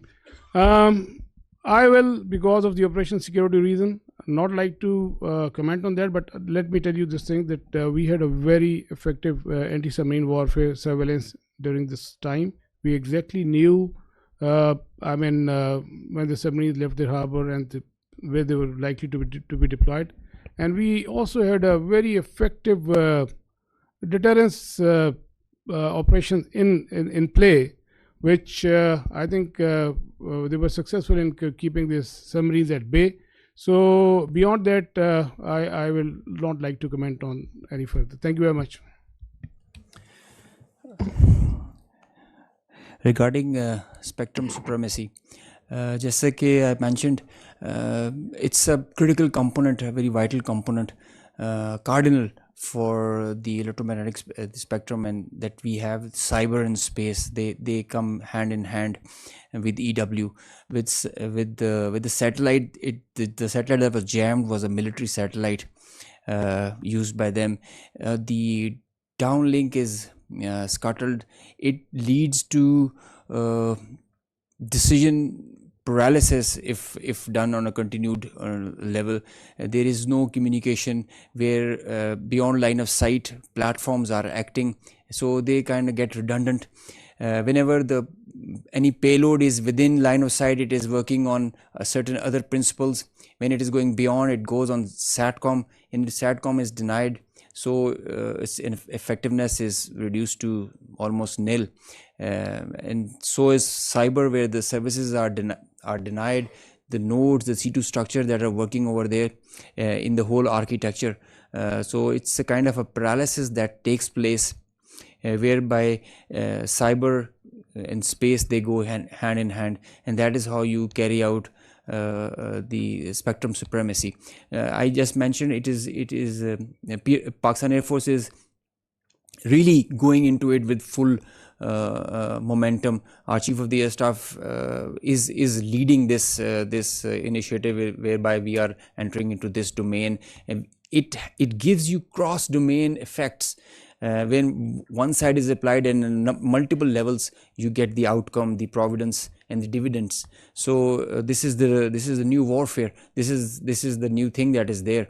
As soon as the things are getting digital, wireless, we are relying on electromagnetic spectrum more and more, and so this becomes imperative that we have control over the spectrum. I just mentioned control of air is preceded by control of spectrum now. Through spectrum and EW, we were able to see beyond our radars, and we had, as I mentioned, I showed you, we had correct, precise IDs of the projectiles and the platforms that were taking off, and thereby we could react in time and respond in the way as you just saw.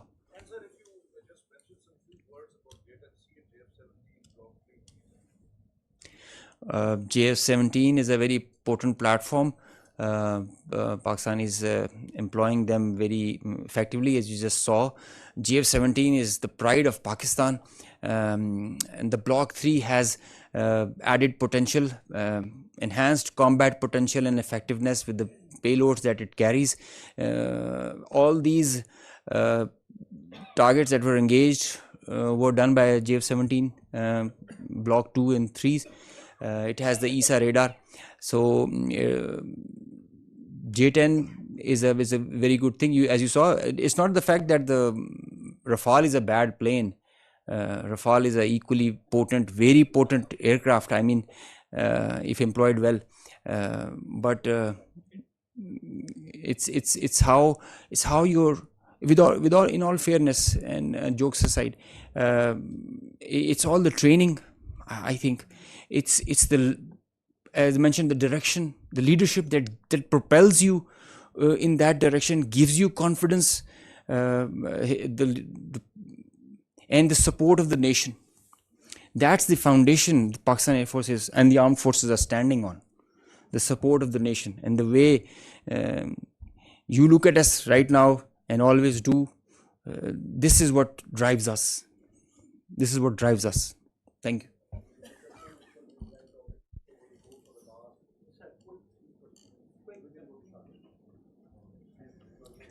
He's asking that the questions should not be quick, the answer should also be quick. Huh? I'm sorry.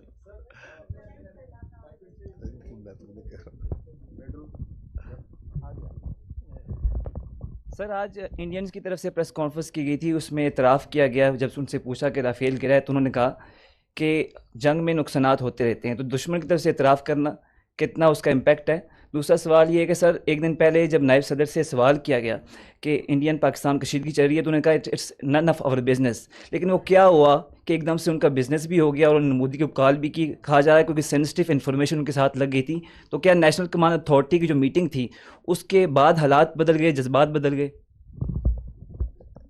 आप Rafale का कर लो जी। देखिए, हम एक बड़ी professional air force हैं। Indian air force भी बहुत प्रोफेशनल एयरफोर्स है, एक आर्म है, and we have a kind of unsaid unwritten vow in between that हम एक दूसरे की प्रोफेशन उस पर कोई वो नहीं करते। My job is to defend my country, his job is to defend his and perform his duties. They can appreciate it. I appreciate it that they have accepted it, because it's evident. You can see it in the air, on the ground. Everybody is looking at this, satellite pictures for that. So he had no other choice, I guess.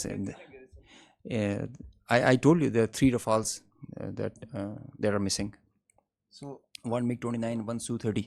जो आपने बात की, देखें मैं आपको पहले ये अर्ज की है, and I will repeat it.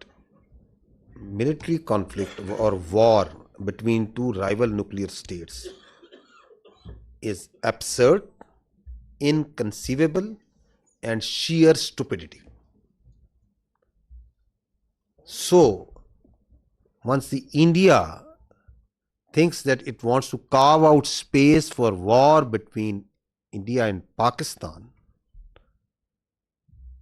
it is not carving out space for war. It is a recipe for mutual annihilation. Therefore, there is no space for war, and the world knows it. And you saw it. In this conflict, Pakistan exercised escalation control. We acted very maturely. We used our conventional forces, we gave up notch-up response, and we didn't even pull any force from our western front. We kept on continuing to conducting the counter-terrorism operations without any pause. And while doing that, we were the one who were maintaining escalation control. And you saw that manifestation, that on the morning of 10th, who is asking that we don't want to de-escalate? We don't want to escalate. And if Pakistan is willing to de-escalate, then we will also de-escalate. Who is asking that? Publicly.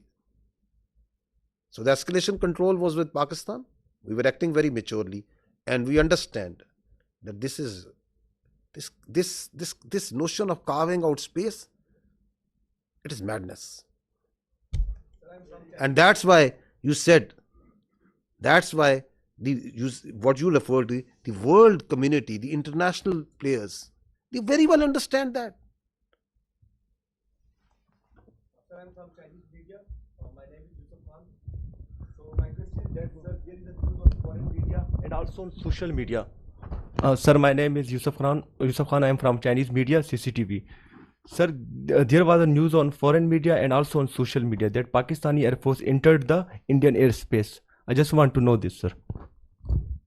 Okay, let me answer you before the AVMs gives you the specific. Please, if we have to stay away from what's all coming on media and social media.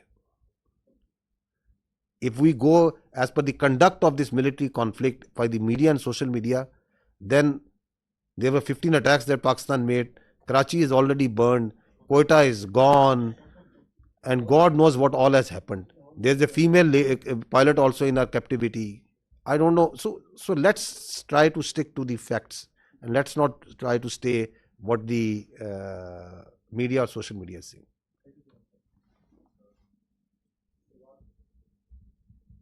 Salman from Bold News. My question is for AVM. Chota sa quick question hai. What was the difference between PF and IF engagement? Is what only JTNC or something else?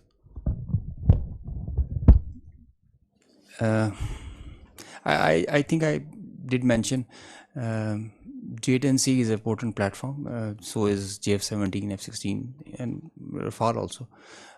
It's how you employ them. It's a training. I think it is a training. It is the mindset. It is the mindset of our pilots, the aggressive mindset that we take. Pakistan Air Force, alhamdulillah, is giving training to foreign countries. They are coming and asking in numbers. They want to come and have training with us. We have been invited on international exercises. The kind of level of training we have is remarkable. So I can say with great conviction that the difference was in the mindset, in the leadership, in the whole architecture.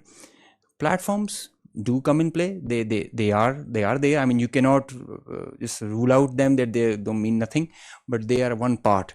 But the main driving force is the culture of the organization, the leadership, the mindset it has. Iqbal said, "Kafir hai to karta hai shamsheer pe bharosa, momin hai to betegh bhi ladta hai sipahi."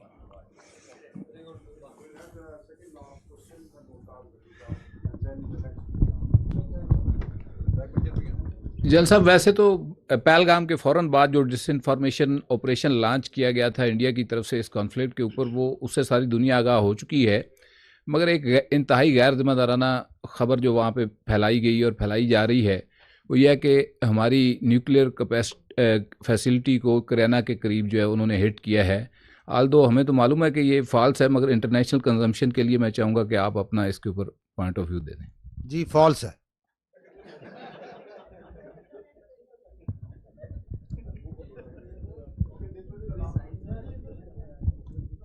DG साहब, thank you. Ghazanfar साहब, आपका तो बहुत शुक्रिया कि मुझे सवाल करने का मौका मिला, और मैं ये भी रिक्वेस्ट करूँगा कि बार बार जिस प्रेस कॉन्फ्रेंस में भी हो मुझे सवाल करने का मौका मिले।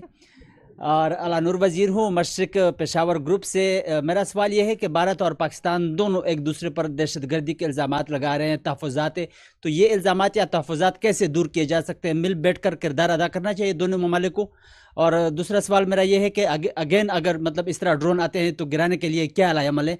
और साथ साथ जो मतलब भारत की जानिब से आपने बात की लोगों की कि हमने लोगों को टारगेट नहीं किया, तो आपका लोगों के लिए मैसेज क्या है और फिर भारतीय आर्मी के लिए आपका पैगाम क्या है?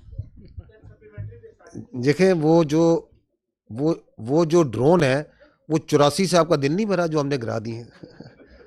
جتنے آئے تھے گرا دیے, ٹھیک ہے, آئیں گے اور گرا دیں گے. تو آپ please there is no issue, remain totally comfortable. Whatever they will send, whatever they can send, with the support of the people of this country, these your armed forces have the capability to take them on. Absolutely no issue. جو آپ نے پہلی بات کیا کی تھی,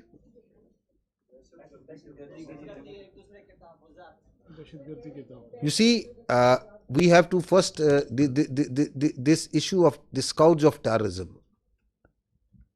Who is facing it? It's Pakistan. Who is sponsoring it? Who is abetting it? It's India. So that's the reality. Do you think that they are conducting, they are prosecuting terrorism in Pakistan through multiple proxies? How to deal with it? The deal to how to deal with it is to gel the nation to stand together, as we have stood like a steel wall against this threat from India. This steel wall will smash this terrorism also, whatever they may do, whatever proxies they may put. And the state of Pakistan, with the support of its people, is doing it. It requires the whole of the nation approach. I will not go into the details. I have multiple times said that we have these 14 points of the National Action Plan. We have to implement that wholly. So this terrorism is not going to go away by talking with India. We don't look outside. We don't beg anyone that don't do this. Our strategy is not hope. We are a proud nation, and we will finish off this terrorism. There should be no doubt in it.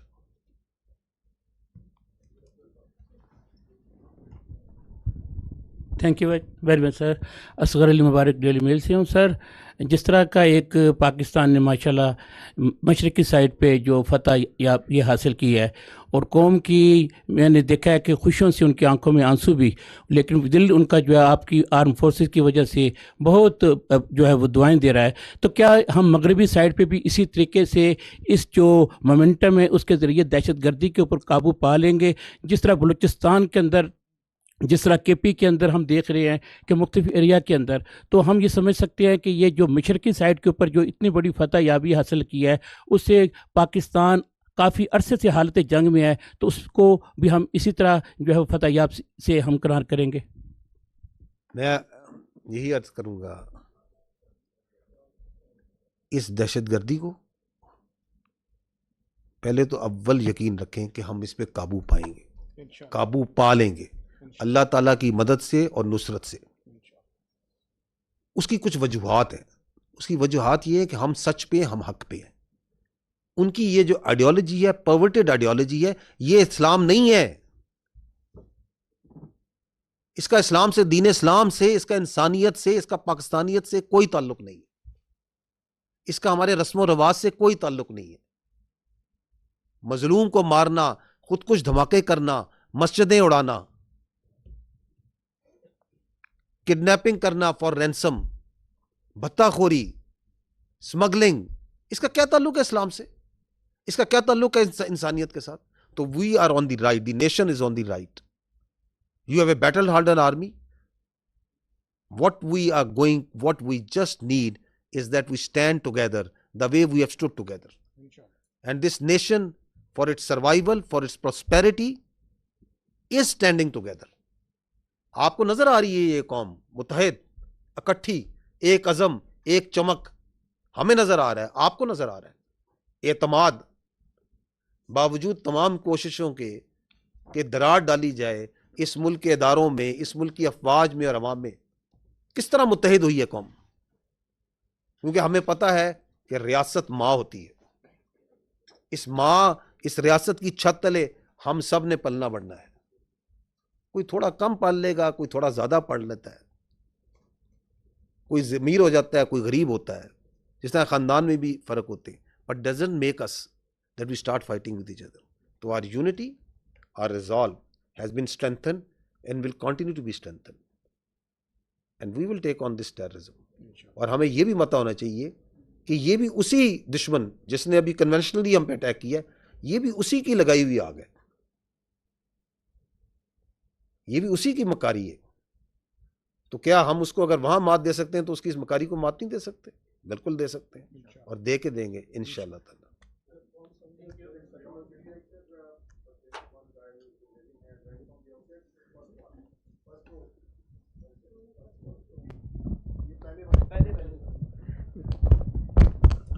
بشارت فاضل Abbasi daily job Pakistan سے.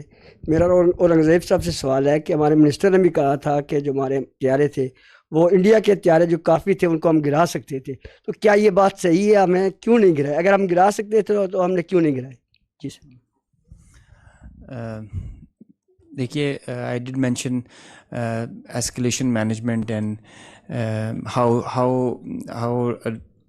You envisage and you plan the whole conflict. It is not reactive, it's proactive hota hai. So it is not also trigger happy also. So the principles give you direction and accordingly aap usko enact karte in the whole architecture. It's not firing at will. There is a prudent thought and a strategy behind it. Yes, we could have fired more. Yes, we could have had PAI along with Navy. But there is a greater design behind it. اور ہم ایک بڑی constraints کا مظاہرہ کرتے ہیں because there is اس میں ایک sanity prevail کرنی چاہیے. At least one side should practice it. دیکھیں, میں اس میں دوبارہ یہ ایڈ کرنا چاہوں گا, میں نے 2 بار یہ پہلے کہا ہے, یہ دونوں نیوکلیئر طاقتیں ہیں, دونوں ممالک. ان کے درمیان جو جنگ ہے وہ ایک حماقت ہوگی. 3 ورڈ میں نے استعمال کیے, ایبسرڈ, انکنسیویبل, شیئر اسٹوپڈیٹی. اب اگر اس میں سے ایک پارٹی جون سی ہے وہ اپنے کسی وجوہات کی وجہ سے, کسی گھمنڈ کی وجہ سے, کوئی اپنی پولیٹیکل اس کی اپنی کوئی خواہشات ہیں جن کو اچیو کرنا چاہتا ہے, we don't want to get into there. If he is trying to carve out a space تو آگ سے کھیل رہا ہے. اس میں میچور پارٹنر کون ہے؟ میچور پلیئر ہم ہیں. اور آپ نے اس پورے پروسیس میں دیکھا جو اس طرح AVM اورنگزیب نے کہا کہ ایسکیلیشن کو کنٹرول ہم کر رہے تھے. And the world knows it that how responsibly, how much with restrain. اگر آپ نے میری بات چیت سنی, ہم نے کہا we acted in a very deliberate, precise but restraint manner. اپنی جو ہماری کلچر ہے, جو ہماری ٹریننگ ہے, جو ہمارے ایتھوز ہیں, اس کے مطابق سولینز کو ٹارگٹ نہیں کرنا, مساجد کو ٹارگٹ نہیں کرنا, پلیسز آف ورشپ کو ٹارگٹ نہیں کرنا. صرف اس کو ٹارگٹ کرنا ہے جو ہم پہ حملہ آور ہوا ہے. تو there is lot that is at play. You are not a trigger happy army. We are a peace loving nation. We want peace within and without. ہم صرف اگریشن کو جواب دیتے ہیں اور پھر ٹکا کے دیتے ہیں تاکہ کسی کی دوبارہ مجال نہ ہو ہماری طرف آنکھ اٹھانے کی. ہوگی تو پھر ہم آنکھ نکالیں گے.